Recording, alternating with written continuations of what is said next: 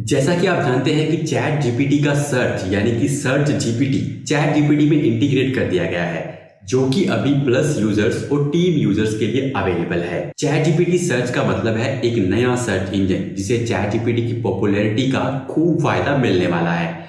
पर आप ऐसा एसईओ ब्लॉगर या वेबसाइट ओनर इसका किस तरह से फायदा उठा सकते हैं, तो इसी को समझने के लिए आज हम एसईओ न्यूज के इस एपिसोड में चैट जीपीटी इंडेक्सिंग को कवर करने वाले हैं। इंडेक्सिंग का मतलब आप सब जानते हैं, अगर नहीं जानते तो आपको हमारी रैंक मैथ सीरीज को जरूर देखना चाहिए। इन शॉर्ट, जिस तरह से आप गूगल में अपने पेजेस को सबसे पहले इंडेक्स करवाना चाहते हैं, उसी तरह से चैट जीपीटी भी अब आपके पेजेस को इंडेक्स करेगा। इसके लिए क्या रिक्वायरमेंट्स हैं और आपको क्या करना चाहिए, ये जानना जरूरी है। सबसे पहले तो अगर आपने अभी तक बिंग वेबमास्टर टूल में अपनी वेबसाइट को सबमिट नहीं किया है तो वेबसाइट को वहां सबमिट जरूर कर दें। उसके लिए मैंने एक वीडियो बना रखा है जिसका लिंक आपको नीचे डिस्क्रिप्शन में मिल जाएगा। वेबसाइट को बिंग में सबमिट करना इसलिए जरूरी है क्योंकि ओपन एआई बिंग इंडेक्स का भी यूज करेगा। इसके अलावा ओपन एआई खुद के क्रोलर्स और एट्रीब्यूशन मेथड्स का भी यूज करने वाला है। ओपन एआई क्रोलिंग और इंडेक्सिंग जैसे कामों के लिए अपने 3 अलग अलग क्रोलर्स का यूज करने वाला है। सबसे मेन क्रोलर है OAI सर्च बोट, जो कि सर्च फंक्शनैलिटी को हैंडल करेगा। दूसरा है चैट जीपीटी यूजर, जो कि रियल टाइम यूजर रिक्वेस्ट और एक्सटर्नल एप्लीकेशंस के साथ डायरेक्ट इंटरेक्शन को हैंडल करेगा। और तीसरा है जीपीटी बॉट, जो कि AI मॉडल ट्रेनिंग को हैंडल करेगा।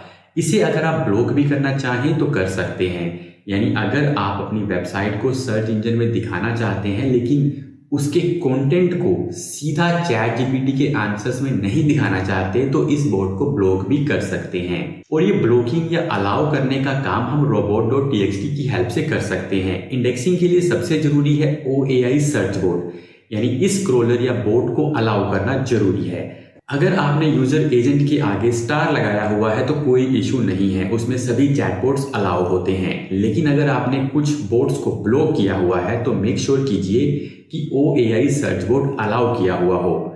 इसमें एक इंपॉर्टेंट अपडेट ये भी है कि robot.txt फाइल में कोई भी चेंज करने के बाद OpenAI सिस्टम को नई इंस्ट्रक्शन को फॉलो करने में 24 घंटे तक का समय लग सकता है। इन टेक्निकल रिक्वायरमेंट्स के अलावा आप फास्टर इंडेक्सिंग चाहते हैं तो कंटेंट को अपडेटेड रखिए और इंफॉर्मेशन को फैक्चुअली करेक्ट रखिए ताकि आपकी वेबसाइट चैट जीपीटी में भी जल्दी इंडेक्स हो जाए। चैट जीपीटी सर्च के बारे में एक और इम्पोर्टेंट इंफॉर्मेशन है, लेकिन उससे पहले बात करते हैं FTC यानी फेडरल ट्रेड कमीशन की न्यू गाइडलाइंस के बारे में, जो कि फेक रिव्यूज को लेकर हैं। 21 अक्टूबर को ये लागू हो जाएंगी और इन गाइडलाइंस में फेक रिव्यूज को पूरी तरह से बैन कर दिया गया है और अगर कोई इसका वायलेशन करता है तो उस पर $50,120 का फाइन भी लग सकता है पर वायलेशन के हिसाब से। आगे बढ़ने से पहले आपको बता दूं कि FTC US गवर्नमेंट की एक एजेंसी है जिसका काम है US में US बिजनेसेस के लिए एक फेयर कंपटीशन प्रोवाइड करना।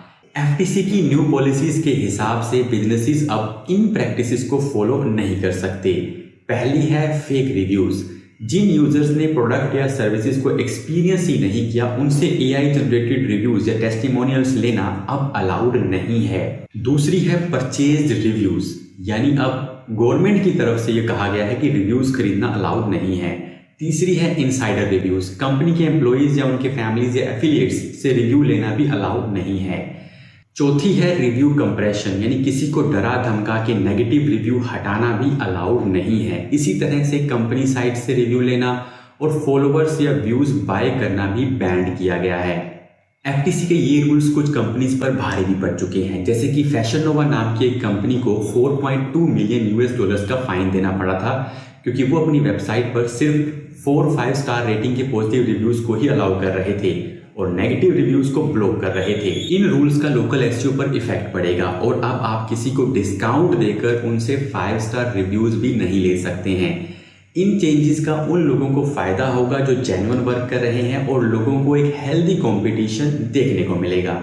अब वापस आते हैं चैट जीपीटी सर्च पर। OpenAI के CEO सैम एल्टमैन और दूसरे OpenAI एग्जीक्यूटिव्स ने रेडिट पर एक AMA यानी आस्क मी एनीथिंग सेशन किया, जिससे ये निकलकर सामने आया कि चैट जीपीटी सर्च एक सर्च इंजन नहीं बल्कि एक AI चैटबॉट विद सर्च है, जिसका मतलब है कि ये गूगल से as a search engine compete नहीं कर रहा। हालांकि ये लोगों को कुछ नया दे रहा है जिसे लोग पहले से यूज कर रहे हैं। चैट जीपीटी गूगल से अलग इसलिए भी है क्योंकि इस पर आपको एड्स नहीं देखने को मिलेंगी। सैम ने बताया कि कुछ क्वेरीज के लिए इससे इंफॉर्मेशन लेना आसान और फास्ट है, और खासकर उन क्वेरीज के लिए जहां कॉम्प्लेक्स रिसर्च की जरूरत पड़ती है। और हो सकता है कि आगे आने वाले दिनों में आपको कुछ ऐसे कस्टम पेजेस भी देखने को मिले जहां यूजर्स की क्वेरी का आंसर कस्टम पेजेस पर ही मिलेगा। कॉम्प्लेक्स क्वेरीज और उनका कस्टम रिस्पॉन्स ही चैट जीपीटी की ताकत है। सैम के according Google search keyword based है, जबकि chat GPT search complex queries को आंसर कर सकता है।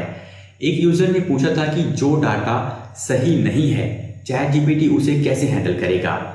इस पर चैट जीपीटी के एसवीपी मार्क चैन ने बताया कि उनके मॉडल्स ह्यूमन रिटन टेक्स्ट से ही सीखते हैं और ह्यूमंस भी कई बार कॉन्फिडेंटली कुछ गलत चीजें लिख देते हैं। मार्क ने बताया कि इस समस्या के लिए वो रिट्रीवल ऑग्यूमेंटेड जनरेशन RAG और रीइंफोर्समेंट लर्निंग यानी RL का यूज कर रहे हैं। यह RL का मतलब है teaching a machine with experience. जब मशीन सही है तो उसे रिवॉर्ड करना, और जब सही नहीं है तो रिवॉर्ड नहीं करना। AMA सेशन में एक यूजर ने पूछा कि क्या चैट जीपीटी सर्च के पीछे बिंग ही है, तो इसका आंसर OpenAI के श्रीनिवास नारायणन ने दिया, और उन्होंने कहा कि हम काफ़ी सारी सर्विसेज का यूज़ कर रहे हैं और बिंग भी बहुत इंपॉर्टेंट है। तो इसका मतलब है कि बिंग वेबमास्टर टूल में अपनी वेबसाइट जरूर सबमिट कर दें। और हाँ, लास्ट में SEO में हम क्या करें कि वेबसाइट चैट जीपीटी सर्च में भी आ जाए। तो इंडेक्सिंग के बारे में मैं आपको पहले ही बता चुका हूँ, पर वेबसाइट ऑप्टिमाइजेशन के बारे में OpenAI एक्सपर्ट्स ने खुद ही कहा है कि इस बारे में अभी वो कुछ नहीं कह सकते क्योंकि ये प्रोडक्ट जस्ट अभी लॉन्च ही हुआ है। तो ये थी इस वीक की SEO न्यूज़। आई होप आपको ये एपिसोड अच्छा लगा होगा। अगर आपका कोई सजेशन है तो आप कमेंट कर सकते हैं। मिलते हैं आपसे नेक्स्ट वीडियो के अंदर।